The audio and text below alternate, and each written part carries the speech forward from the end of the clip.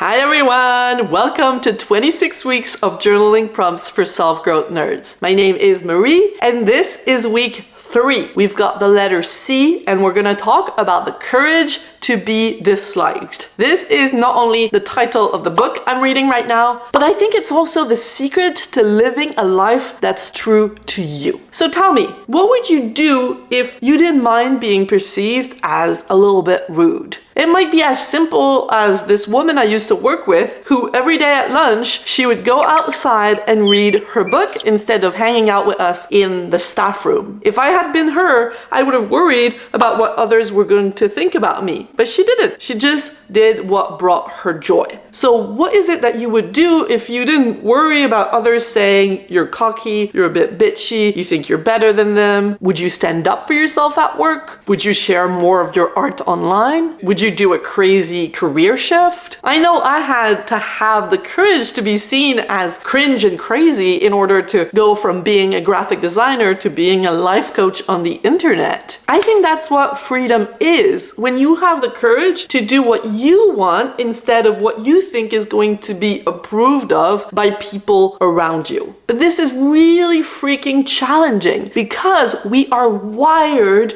to want to fit in. Back in the days when we lived in caves, we had to be approved of by our tribe, otherwise we would get kicked out. And it was a lot harder to survive alone in the wilderness. This is still deeply programmed into us. And in modern times, it means we unconsciously seek to fit into the norms of our culture. This might be the culture in your workplace, the culture of your family, the culture of the society at large. It might be gender norms. So if you've been socialized as a woman like me, you've been taught to be a good girl, to be nice, to be polite, to put other people's needs ahead of yours. So if your friend asks you to babysit their kid and you have nothing planned tonight, well, you feel like you have to say yes because you don't have any good reason to say no. If you were socialized as a man, you've been taught to be the provider, to be tough, to not show any of your feelings. And if you do get a little bit teary, it makes people uncomfortable and they see you as less of a real man. It's not always the case in 2023, especially if you're surrounded by more progressive, open-minded people, but it's still programmed into us. If you feel frustrated a lot of the time, it might be because you've been trying to